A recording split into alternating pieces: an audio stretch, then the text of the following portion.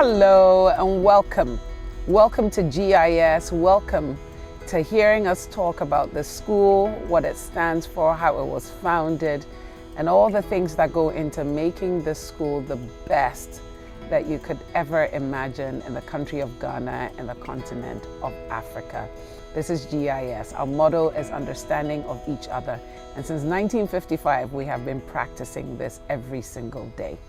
As we look towards our 70 years of existence, we're going to be interviewing people and talking about what makes this school great. And as we all know, great institutions cannot be great without great people. And so today I bring you an interview, a conversation actually, with one of those great people. We have with us today Mrs. Felicia GBESEMETE. And Auntie Felicia, as we love to call her, is a practicing lawyer, trained as a lawyer. She's everyone's mom, aunt, confidant, board member. And we welcome her today because she was one of the pioneering students in the school. 1955. We had just a few students here, 38 to be precise, and Mrs. GBESEMETE was one of them. So without much further ado, I bring to you Mrs. GBESEMETE. Thank you so much for joining us. It's a pleasure. It is so good to have you here. I think for those of us who sort of joined the GIS story quite late, you know, we sometimes forget what it must have, well, we don't forget, we never knew what it was like. So this is why we come to people like you to just enlighten us, right? Continue to sow those seeds of wonder for us to let us know why the school is great. It's good to be here, and I hope we'll have a very good and interesting conversation. I'm sure we will. I'm sure we will. So that first day in 1955, do you remember the date? It was in September 1955. 1955, Yes. September 1955. Yes. So this was before independence. That's correct. What was the feel in the whole country? You were a child then, Yes. you know. But so do you remember what it felt like at that time? I remember seeing people jubilating and all that, but I don't think we quite understood as children what it was about. Yeah. You kept on hearing people crying out, freedom, freedom, and that sort of thing. And I think we went to one or two events at where the Black Star Square is now. I have memories of seats, you know, with metal poles and wooden seats. But we were just enjoying ourselves as children. As children yes. do. As children do. So then you started GIS. Do you know why your parents chose GIS? There were other schools that they could have sent you to. Why did they choose GIS? A brand new school, you know. How did they come to choose it? Why did they have confidence in such a new school? It's a long story, but from age 3, I had been sent to one nursery school after another. In those days, apparently, the wives of the expatriate people in commerce or in business or education and so on, they would have their children schooled at home. Okay. So gradually, little like home schools were built up, and they had the schools in their bungalows, as they were then called, and. I understand that my mother went looking for a place for me at one of these schools, and she succeeded when I was 3. And each time the proprietress left and handed over to somebody else, she had to go and you have to find another school. And so it went on till this independence era when GIS was going to be formed by people who were interested in having their children schooling here instead of having to, you know, uproot them each time they went away. So my father heard about GIS because at the same time the Akrari Church was going to set up a school, and he was on the committee setting it up. So there was a lady called Mrs. Strong who was supposed to be the headmistress of Accra Church School. Okay. But the school was late in getting formed. GIS was formed first. I see. So with that knowledge, my father sent me to GIS. Okay. So then the Accra Church School was after GIS, and Mrs. Strong was their headmistress. But until they were formed, she was a headmistress, a teacher, and a headmistress here. Here Yes. at GIS. Yes, I remember her very well, and Yeah. her daughters. Yeah. Yes. So when I take a look at pictures from those days, I see a sea of white faces, Yes. right? And so there must have been very few Ghanaian children. How did you feel welcomed in this new environment? It's strange. I mean, at that age, we didn't know anything about color or prejudices, Yeah. I suppose. Yeah. So I enjoyed being with children my age, you know, and I was told that this was going to be somewhere you'd be staying. You won't have to leave here and go to another school, make new friends. So for me, that was what was important at that age. At that age. Being happy. Yes. And the location of the school was so wonderful. It was started in the Legion Hall. Which And where's that? That was on the, I don't know if it's still there, but it was on the high street, Okay. like next door to Bishop Girls' School. Okay. Remember Bishop Girls' School? That was where our location was. Okay. And it was right by the sea. And I know we used to stray towards That's a nice the way blue of putting it. towards the blue sea. Of course, will be brought back, but yeah. it's funny if you go there now. You don't have that same feeling, but feel, it seems yeah. it looked in those days. It looked as if you were at the White Cliffs of Dover. Everything seemed so high, you know. Yeah, yeah. But really, if you go there now, you see It's that not it's the not. And same, we were not yeah. allowed to go anywhere near the water. Right. So how long were you there at the Legion Hall then? I guess it must have been a year or so, because Okay. we moved to the bungalow where the junior school is now.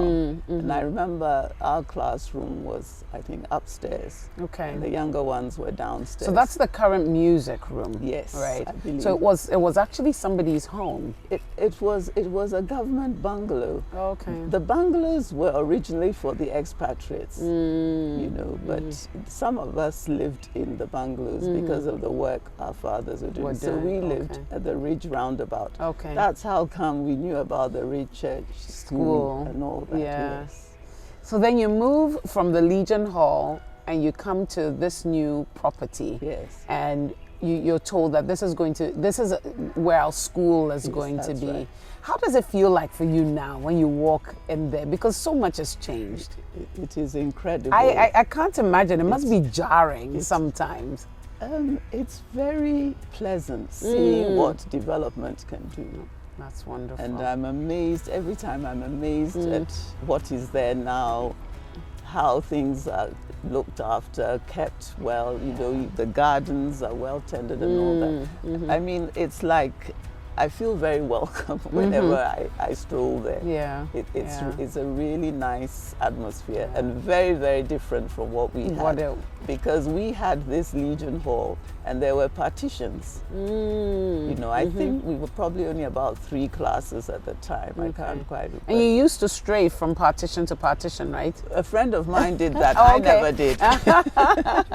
She said she strayed to our side of the partition and Okay. found me and stayed. So when we think about the fact that you had just about 38 students, you were among the 38, and now we're about 1360 plus. And that is several times over. Does the school feel crowded to you when you come in? Not at all. I don't have the feeling that the school is crowded. All You right. know, you see the students in the classrooms. The classrooms don't look crowded. There's so much space. You have all the netball field courts. And I think it's fine. It's fine. It works But we fine. should just be careful. It never gets Yes, crowded. that is That's true. very important. That is so true. I think that, you know, I tend to get these questions from other people who say, well, you've got such a good thing going. Why not keep growing? You know, and I keep retorting that growth isn't only in numbers, is it? No. Growth is in so many other ways. How do you see that we have grown from that time, apart from the numbers? Well, apart from the numbers, the exams that you now take, before they were only helping those who wanted to do the 11 plus and leave the country, and then coaching the Ghanaians to go into Ghanaian schools. But now, you're taking all in these. I beg your pardon. We have all these exams. Exactly, yes. exactly. So I think you're doing well in that area, because people didn't like their children changing schools just because of exams or anything like that, the syllabus and that sort of thing. Yeah. And the growth as well in the demographics of the school. Yes. Because some time ago I went into the archives and found a photo that was taken at the assembly hall on the secondary side. Yes.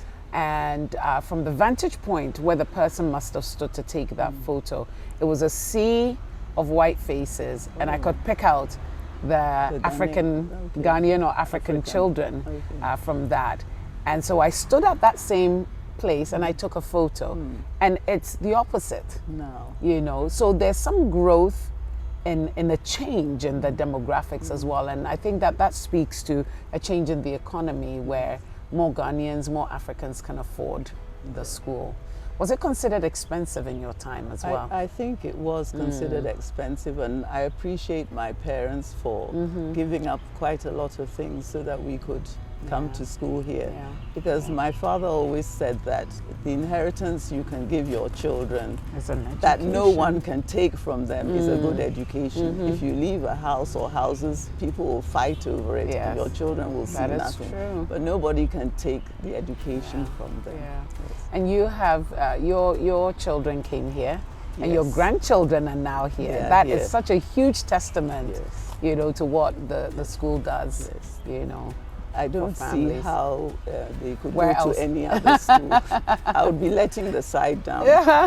So we talked earlier a little bit about the curriculum and how it was British based, and now we have so much more.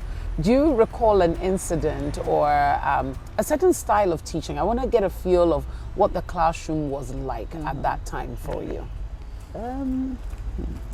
That's a difficult one. What I remember is that our teachers were all very qualified, and they took time in explaining things. Okay. I mean, I was terrible at maths, but they helped a lot. And Mrs. Boating, for example, that's Lord Paul Boating's mother, who was one of my teachers. She was an art teacher as well, and she was so wonderful, try to get the best out of you. And she would come and stand by you, and what you are trying to do something on the paper, and she'd go, "Oh, Felicia, just do this, take the brush and do this." And by the time she's finished, she's done a beautiful flower, So they were the teachers were very encouraging and tried to bring out the best of you. Whatever talents that you had, they tried to encourage you. And I picked up on the fact that you said they were very qualified. As a child, how would you know they're qualified if not from, the way that you've described them? They loved what they were doing. They took time to be with you. They took time to make you achieve the most. Is that the way that you saw that they were qualified? I would say so. And I mean, the confidence that they exuded, they knew what they were doing. The only problem we had with one teacher, I think she was very young. Okay. She must have just finished sixth form or something in England. And she was put in charge of a class. At that time, we were the Inwood block. Okay. She was a PE teacher. And the boys were running rings around her, trying to jump over the, what do you call this horse? That they use in gymnastics. In gymnastics, they were pushing each other, and she couldn't do anything. I mean, she had lost total control. Oh dear. And then we all looked down from Mrs. Martin's office, and there she was coming, bearing down on us in full sail. We knew we were in trouble. And she came there and she gave us such a talk. And the young lady was escorted out, and I think we didn't see her again. Oh dear, you frightened her. The boys frightened her. Oh dear. So obviously she didn't have the tools, technique yeah. to control the children. It reminds us that children will be children too, Oh, right? yes. And Yes. thank God that we now realize that teaching has a certain skill set. Oh, yes. So you just don't walk into a classroom and think you can do that. That's right. You know, you need to be equipped with certain skills. Some people are just much better at it than others. That's I correct. guess. So it's great that now we actually train teachers to do that with. What was it like with your friends? You had friends from all over the I had world. friends from all over the world, and I Wow. still maintain contact with Yeah. a lot of them. Okay. We learned from each other, and I think as we got to the more senior classes, let's say the fourth and fifth form, we were able to discuss issues that affected teenagers and that sort of thing. And it was interesting to see how different nationalities had different rules and all that about Sure. your teenage years, Yes, your teenage yes. years. So it was always a learning experience Yeah. for us. As the school grew, more expatriates realized that they could have the secondary school here and didn't have to shunt their children off to boarding school. Right. A lot of the children hated boarding school, and so it was GIS Yeah. came into being at just the right time. I see. So would you say that there were hardly any racial tensions at that time? It's very interesting. I didn't feel any racial tension Okay. in the school. But my mother, just towards getting us into schools and all that, had a very interesting experience, which Okay. made us at that tender age realize that there was a problem with color. Okay. As I said, she kept on, she had to look for schools for us anytime, nursery schools, anytime Someone one left. proprietor left. And so this lady was leaving and she had to find somewhere. She heard that there was a school nearby. This is all in the Ridge area. And so she went to ask if the teacher would enroll us. And the lady stood at the top of the steps, looked down at her and said, "This school is not for blacks." So This is right here in Accra. Yes. And so later on in life, I realized that, yes, there was a problem at that time, only we didn't know. Yeah. And if you know the South African word, stoop, it's not used stoop, it's a veranda. But they would never say veranda, they'd say stoop. Okay. And they would say beaker Instead of for a cup. drink, Oh, a cup. Because in those days we had squash. Okay. Squash was provided by, there was a kitchen at the end here. Okay. And so the squash was provided at time for The 11s, snacks, they yeah. called it 11s. You know, so we realized that there was some racial Differences, tension, yes. yeah. But I can't say that I felt challenged racially here. Okay. Okay. Because I mean, this school gave you the confidence that if you worked hard enough, you could do You're anything as you good wanted as to do. anyone. Yes. And Yeah. the color of your skin doesn't matter. It's what your heart That's right. does that Yeah. matters. Yes. And I think our school song too that reminds us. Brilliant. From all the countries of the world, we come and turn to you. That's right. Of different races, different Different creeds, and different aspects. too. But we learn together day by day. In time, our ways will part. And with each one of us, we'll take understanding of each other. Yes. And that is beautiful. It just shows us that at the end of the day, that's what we need. Yes. We need an understanding of each other. And it was composed by a student. A student, Yeah, yes. I remember. beautiful. Yeah. A student. When you think about who you have become, what you have been able to do in life, how do you think GIS prepared you for that? I think GIS did a lot towards that. First of all, it prepared me to know that we are all the same. We all have abilities, and it depends what you choose to do with your ability. If you fail to study, then you can't make it in life. You can't blame anybody but That's yourself. right. your teachers are there to help you, to guide you, but they cannot study for you. So, you know, knowing what goals you have to work towards those goals. Nobody else is going to work for you. Right. Yes. Right. So I'm very grateful to GIS, the teachers, not only for myself, but even my children. One of them wanted to do the combination of economics, maths, and physics. And he was told that he couldn't do it, you know, and he wouldn't understand the reason why, the reasons they were giving for that. And there were 3 of them who wanted to do that combination. And the reasoning for saying that they couldn't do it was that they couldn't juggle the timetable, Right. because it's arts and science. But they staked out these teachers for about a month, and in the end it was reversed and they got it. Wow. And all of them are pursuing the careers they wanted to do and are doing well. Yeah. So, you know, it's give and take. Give and take, adaptability, Yes. a flexibility. And right now we have about 70 or so combinations. Oof. You know, it's a nightmare to timetable. Imagine. But I think that we've moved in that direction because we realized that what we had before was so narrow. To say someone is an art student, someone is a science student, you know, it's just so very narrow. We're much deeper than that. So thank God, people like your son and his friends they paved the way. Yes, they did. You know, they made us realize, you know, we just have to work harder at it, and then we realize that there's a possibility.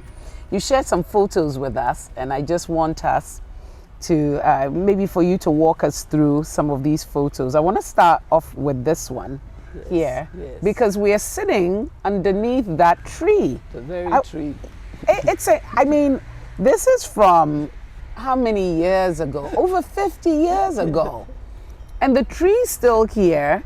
And I'm sure, cameraman, you can get a shot of what it looks like right now. You know, so green, so beautiful.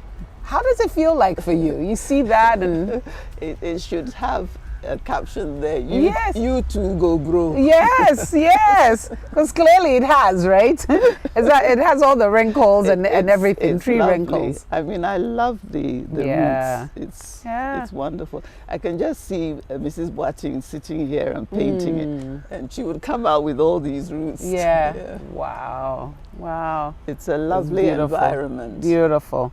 And then this photo here, can you tell us a bit about this photo? Yes.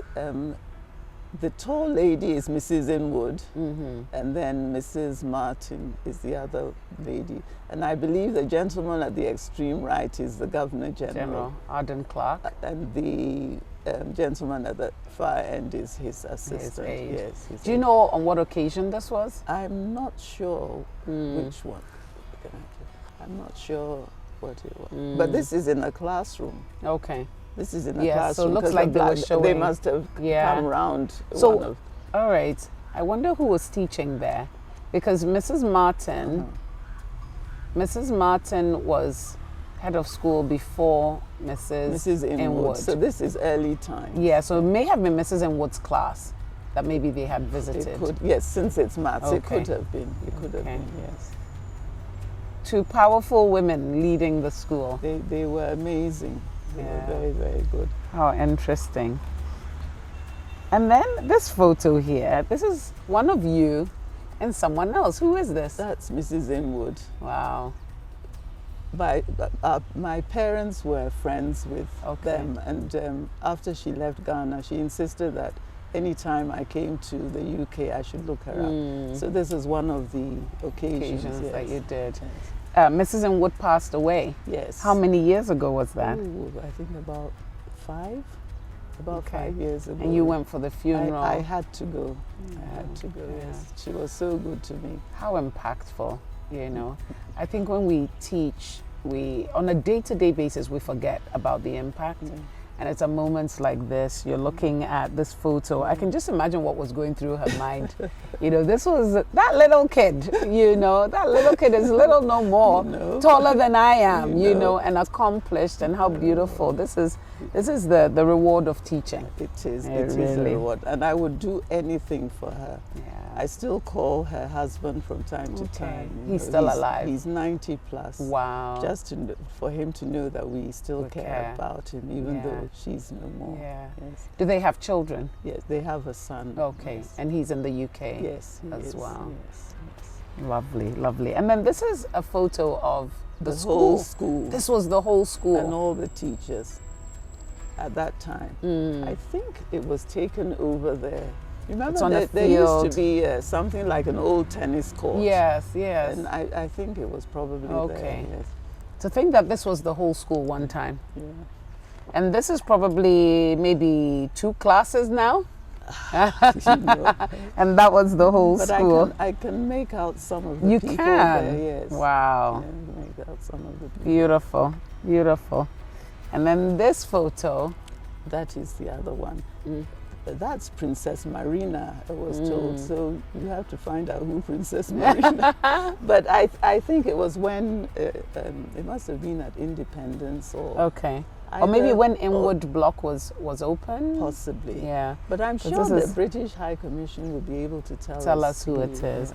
And that's Mrs. G here, right there. A sprightly young 10-year-old, right?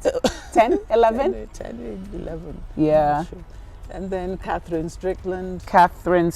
So I have a photo. I think it's this one. We were both prefects. Okay. Yes. So in this photo, you're there with Mrs. Martin. That's right. Yeah. And Catherine is there. And then this is one of the Phillips brothers is up there. Over here, I think. We were prefects. Okay. Okay. And that's Mrs. G with a boy. Beautifully done. With the headmistress. How lovely. And then this is a classroom photo. Yes. And you're here. That's we correct. can see you. You're looking right into the camera. Always alert. Always alert. Even though we were prefects, we still had trouble. We Yeah. got into trouble. Because I remember Mrs. Inwood went out of the class. Yeah. And there was a free-for-all in the classroom. As tends to happen. Yeah, and she came back and she turfed everybody out of the classroom. I was still sitting there. She said, Felicia Saki, prefect or no prefect, out. And I went out. All the memories. It is great indeed to be young. Thank you for sharing these pictures with us and taking us back in time. For those who have come, those of us who have come later, it's beautiful to hear these stories and to also appreciate the fact that we have, by virtue of being here, become part of the GIS story. Of course you are. And I think that's beautiful. We're 66 years this year.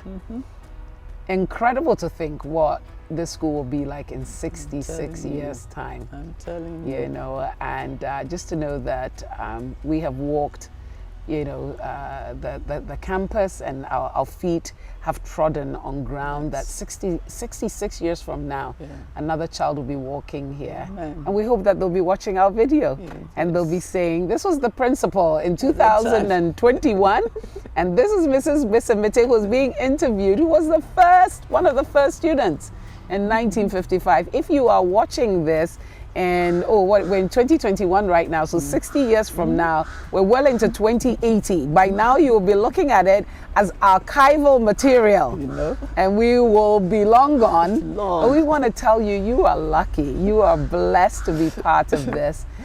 You are just blessed. But thank you for watching us, and we pray that you will appreciate the school as much as we appreciate it as well, for all that it can do for you, for your children, and for generations to come. We pray that you will have the kind of impact Mrs. GBESEMETE has had. She's been on the board of directors for how many years now? Forever. Forever.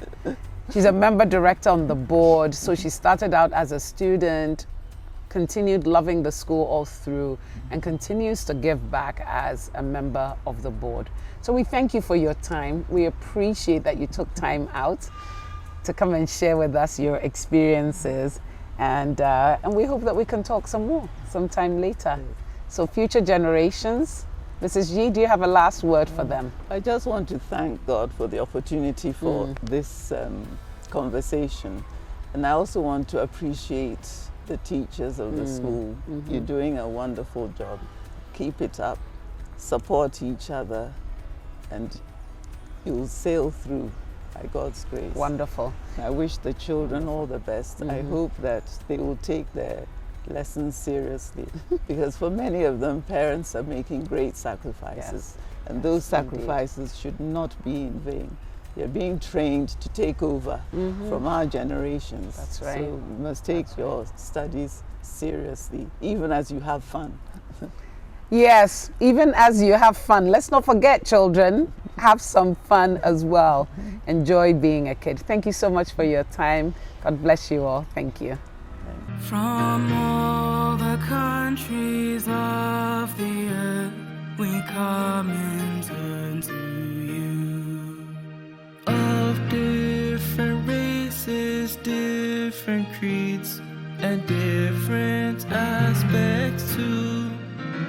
We learn together day by day. In time our ways will part, but with each one of us we'll take understanding of each other. May we go out from this our school in the glory of our youth, and be prepared to live our lives with courage, honor, and truth. And as the days pass one by one, may we be made to see the greatest gift in life can be understanding of each other.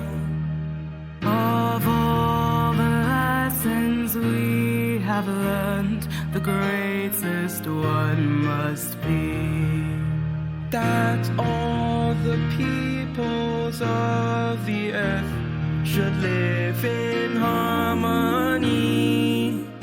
No need for war, no need for strife, for we can surely see the way towards a peaceful life is understanding of each other.